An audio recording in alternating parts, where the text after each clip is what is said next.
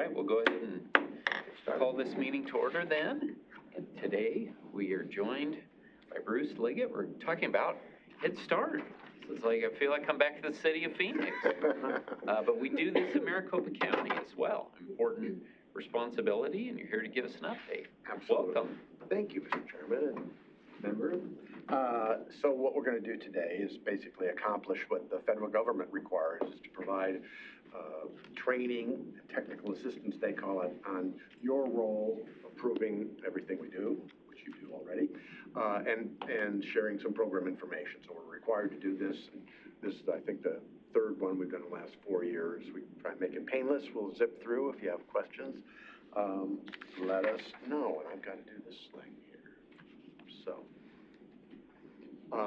So what I'm going to cover is roles and responsibilities, program outcomes, program implementation, and just some of our initiatives and activities. But first, let me introduce our Assistant Director for our Early Education Division, Eve Del Real. Good morning. Eve's been in the position now for 9 months, been with the county for 5 years, 15 years experience in the field. And what she did for us before she took this job was really the brains behind our child care partnerships, where we're extending the day so that working parents can take advantage of our services. We'll say more about that. And I know she's proud. She was recognized by the City of Los Angeles and the California Assembly in terms of her work there. Homeless shelter, I think. Yes. Woman of Action. Yes. I don't think I've ever heard of an award like that, but it looks like you deserve it. So. Thank you. You probably already are doing his work the past 9 months. So. Still a woman of action. Thank you. So a snapshot of our program. There are 3 primary components to Head Start. Early Head Start, the infants and toddlers. Head Start, which is the 3 to 5-year-olds, preschool age, and then our child care partnerships. We're funded for 1,245 kids every day of the year.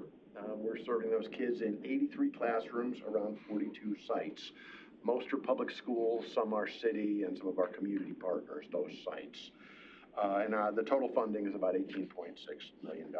We've got 180 FTEs, most of them teachers and assistant teachers. So, this is the training part.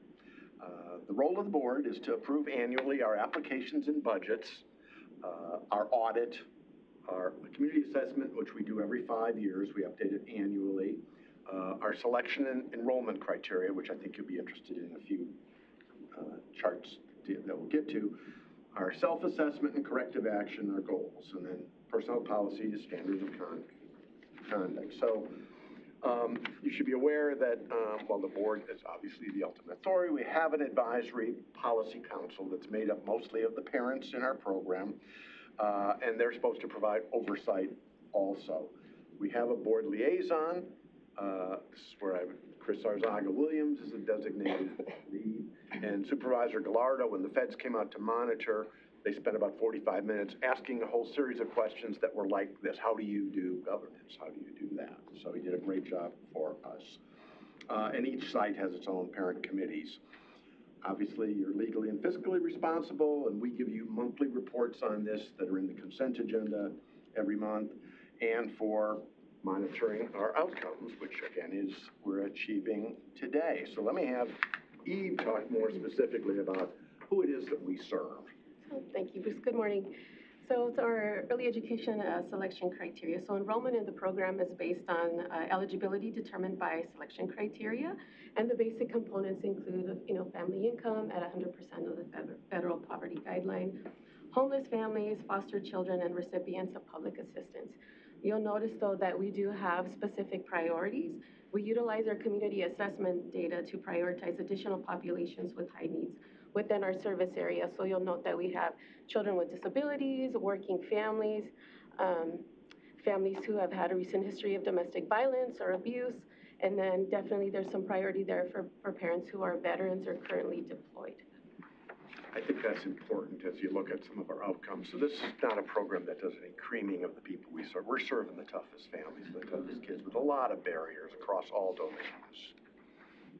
So I wanted to also take this opportunity to highlight some of our critical impacts to children and families.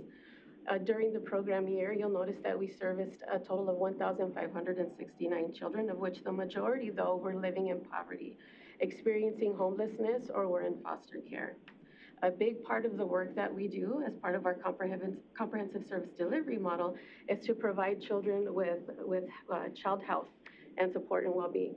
So you'll notice that we have 1,538 children who were able to sustain insurance. We were also able to partner with Dignity Health and Carrington College and to provide children with 896 dental exams and screenings. And then I really have to highlight that through our mobile vision screenings, we were able to identify 75 children who needed glasses. So we know that for children to succeed in school, that early detection is definitely very crucial to their success. What were you saying, I'm sorry, Mr. Chairman? Yes. What were you, about the dental, who, Carrington, who? So with Carrington College and with Dignity Health, we partner with them, and their students come in and provide some of the dental screenings for us. So it's a huge benefit because we're able to identify that many children. We'll provide services through their partnership with us. That's great.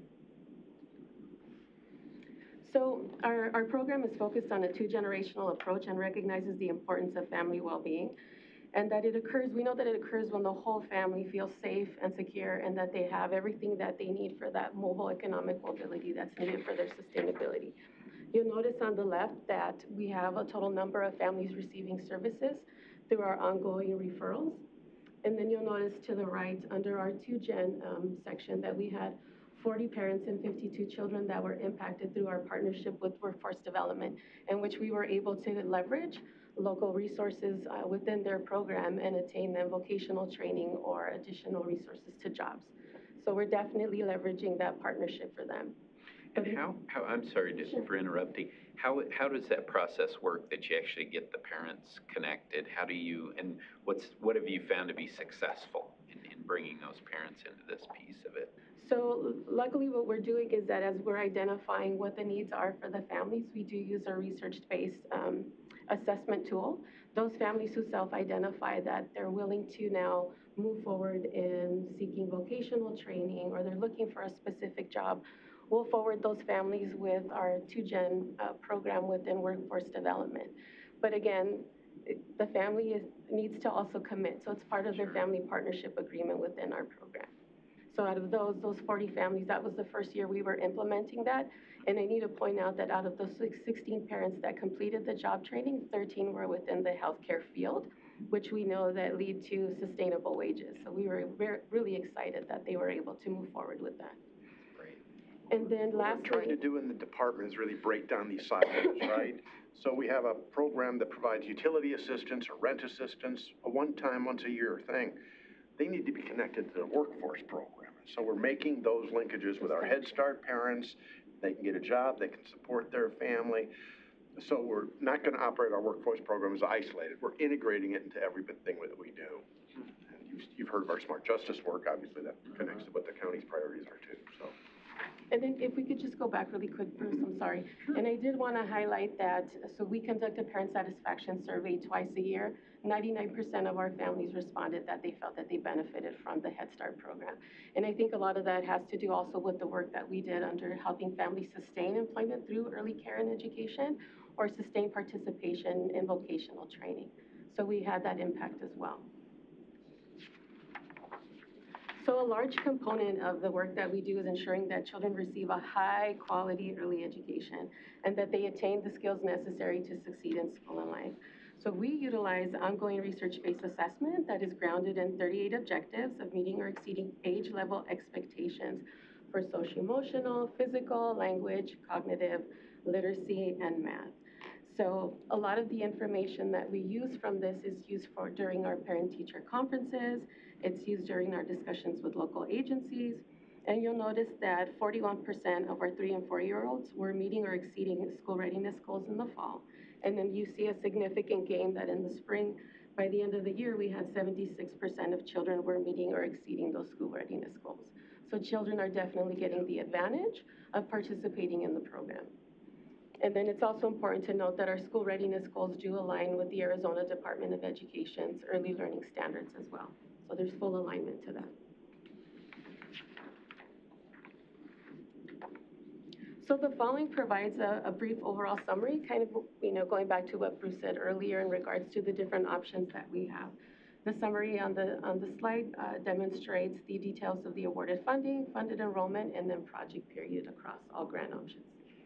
This is what rolls up to that $18.6 million total. So. Right, in the 1,245 children.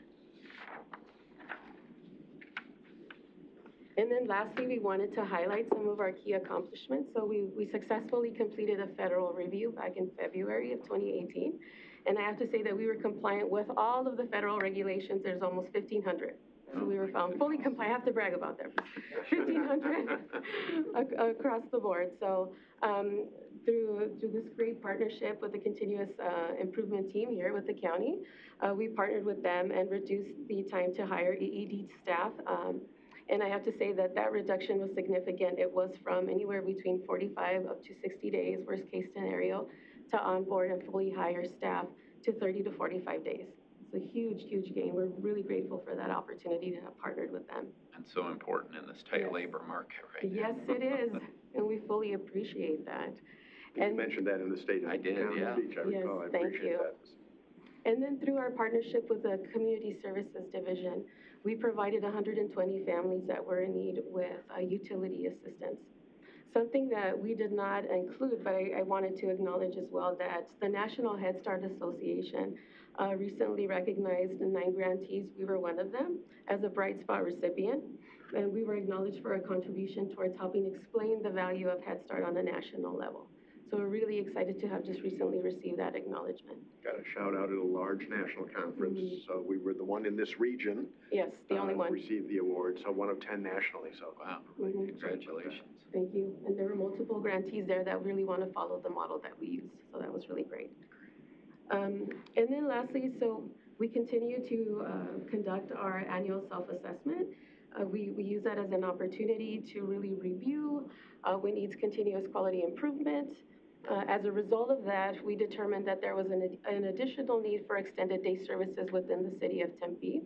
And we're excited to announce that we will be partnering with them in the next program year through a partnership with their Tempe Free K program.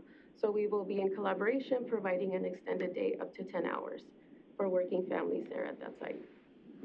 this was a really interesting policy issue from my perspective in terms of what I do, because as Tempe starts to roll out their own pre-K program, what do we do with our Head Start program? So we go into communities based on a needs assessment, the poorest families, right? So if Tempe starts serving, do we back out of Tempe?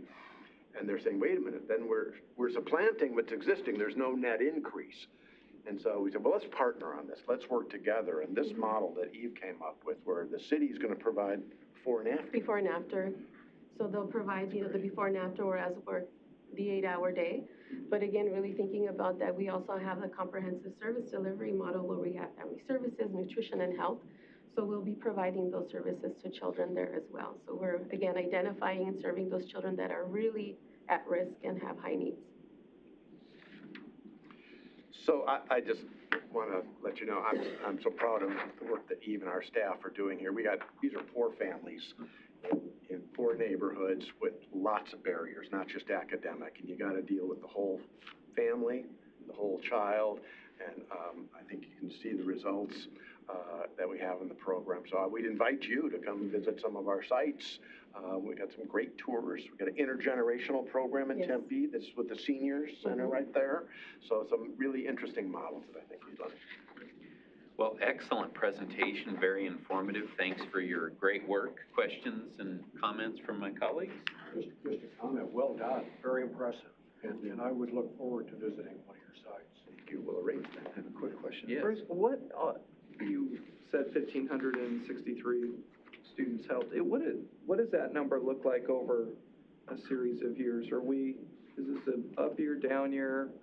Are we always right about the same based on the grant money? When 3 years ago, we also had the West Side that Catholic Charities now gets directly from the federal government, our numbers were higher.